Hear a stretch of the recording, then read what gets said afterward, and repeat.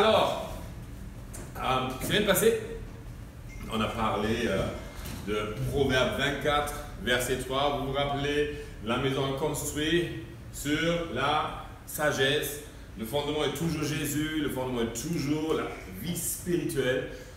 Elle est construite, affermie, les murs sont montés par l'intelligence et elle est remplie par les sciences, par les tests, jusqu'on trouve de la réussite. Ça, c'est ce qu'on avait dit. Et là, je continue aujourd'hui. C'est une série sur 4 petites formations en total. Et le deuxième point alors aujourd'hui, ou le premier point en détail, c'est la spiritualité. Comment nous pouvons vivre en tant que leader une vie de spiritualité.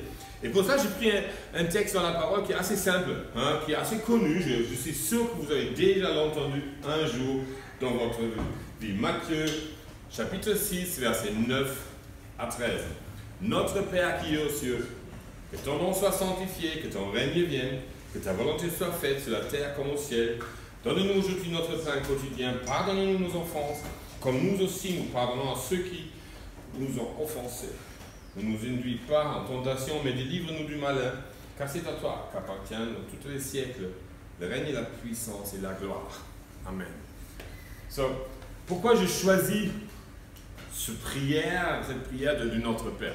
Je suis convaincu que Jésus ne voulait pas donner une prière qu'on doit citer en permanence pour prier, mais avec cette prière, il nous a donné un concept pour notre vie spirituelle, un fondement sur lequel on peut construire notre vie.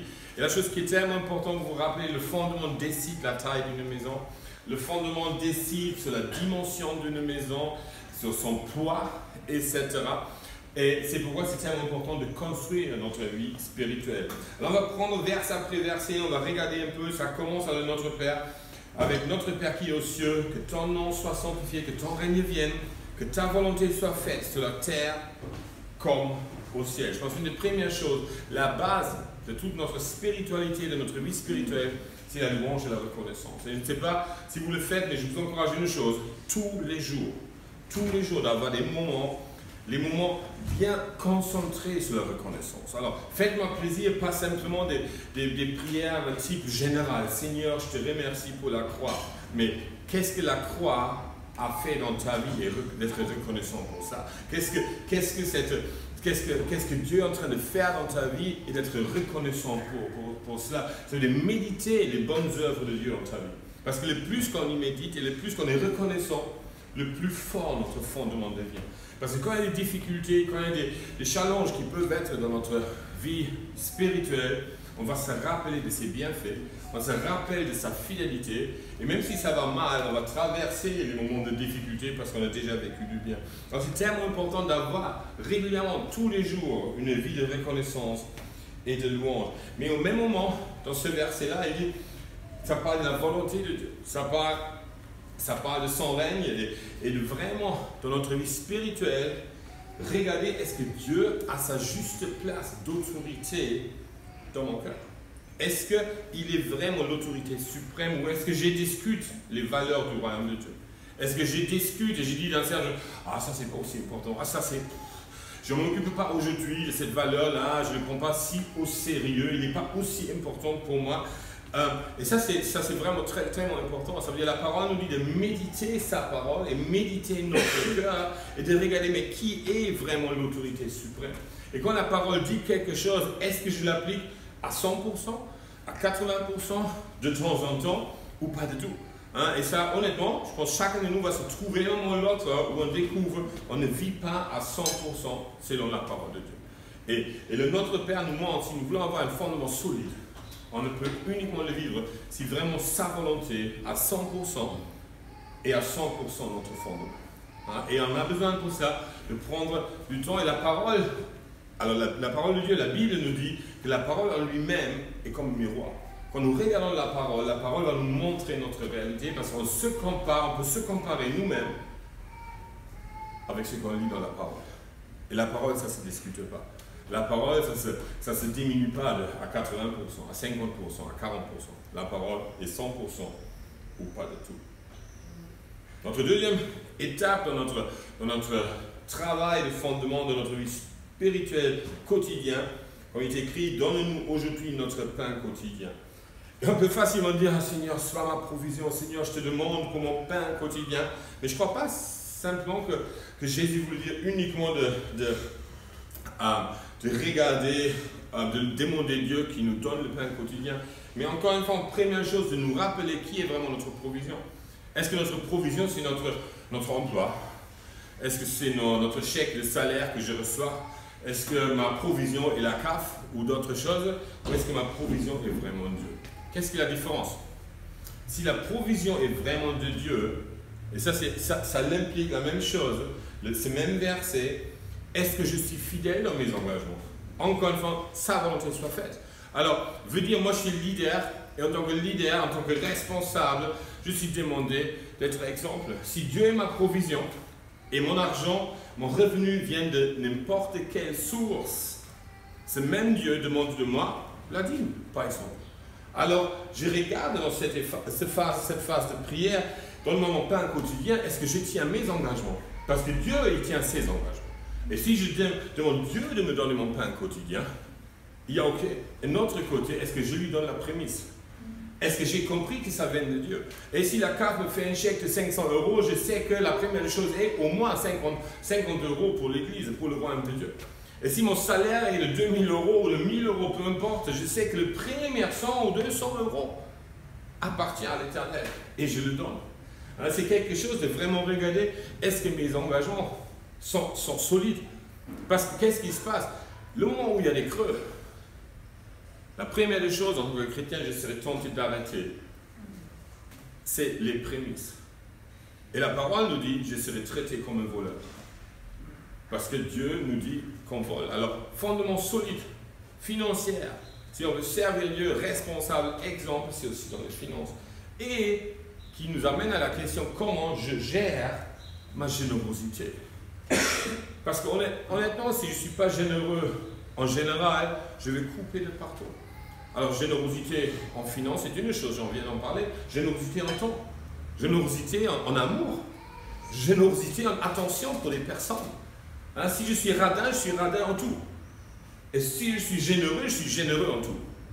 Si je calcule de partout, je calcule dans quelque chose, je calcule de partout. Et Dieu désire qu'on soit généreux de tout notre cœur, tout ce qu'on a. Et ça, c'est un deuxième point que cette prière de notre Père nous indique comme fondement de la vie spirituelle. Le troisième point, pardonne-nous nos offenses, comme nous aussi nous pardonnons à ceux qui nous ont offensés. Et là, ça ouvre. Et j'aime l'ordre qui est là. Que d'abord la prière commence avec la reconnaissance. Dans cette vie spirituelle quotidienne, je me rappelle qui est l'autorité suprême.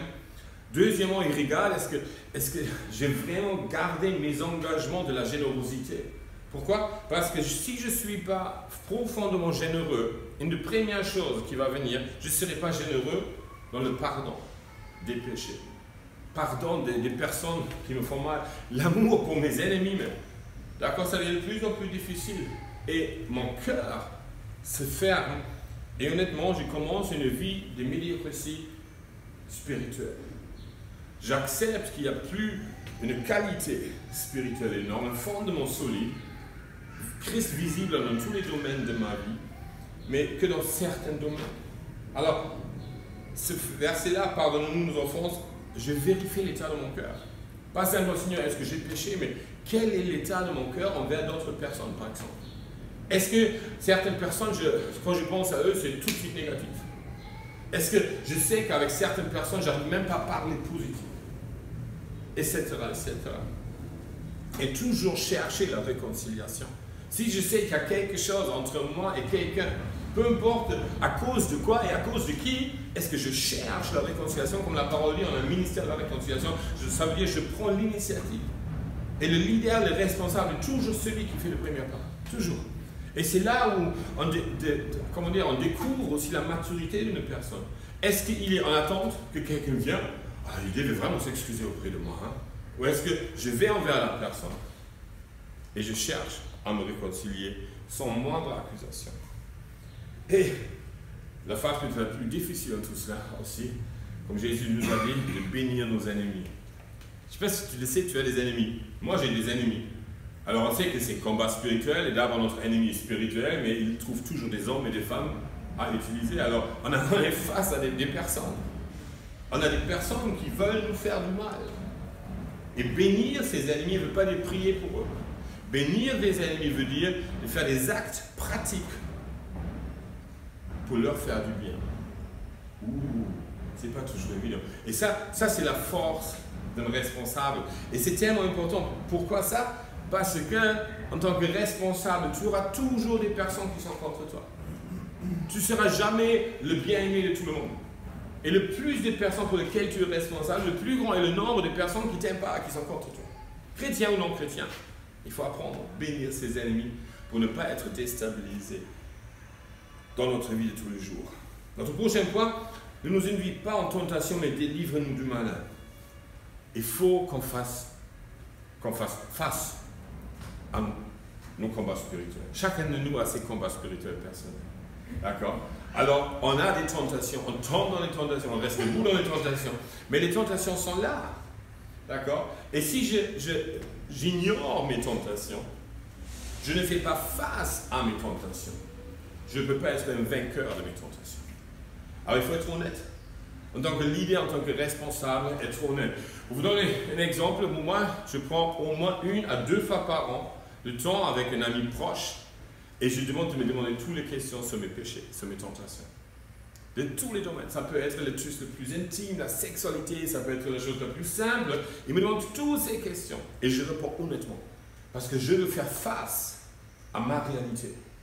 Et je veux savoir est-ce que j'ai gagné ou peut-être est-ce que je suis tombé.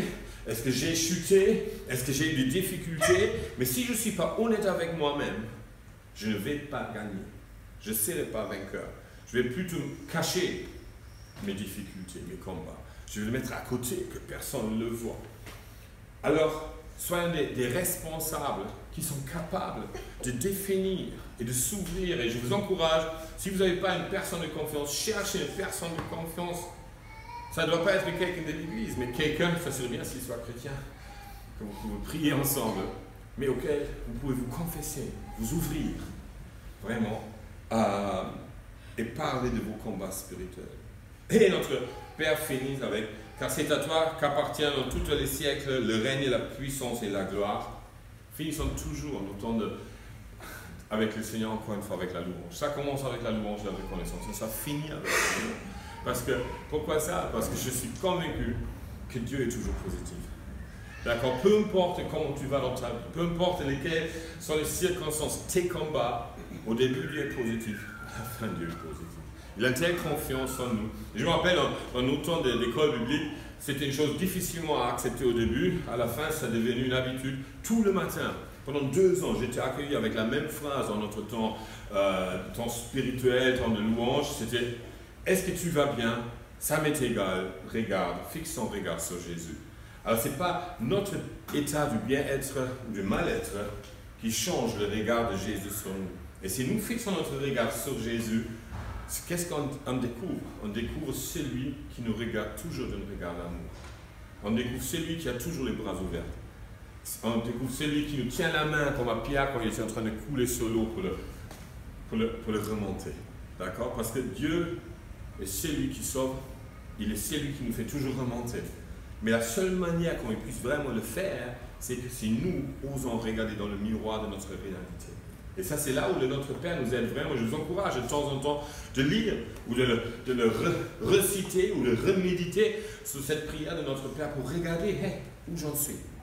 Où j'en suis dans mon état aujourd'hui. Et ça, c'est alors notre deuxième petit input de responsable sur ce sujet de la maison construite, sur ce fondement de notre spiritualité solide, afin qu'on puisse construire ensuite avec intelligence, avec science, et que la maison de ta vie et la maison de l'Église du royaume de Dieu soit belle, soit visible et rend gloire à Dieu. Merci. Merci pour tous ceux qui sont en ligne, pour ceux qui regardent cette vidéo, et à la semaine prochaine.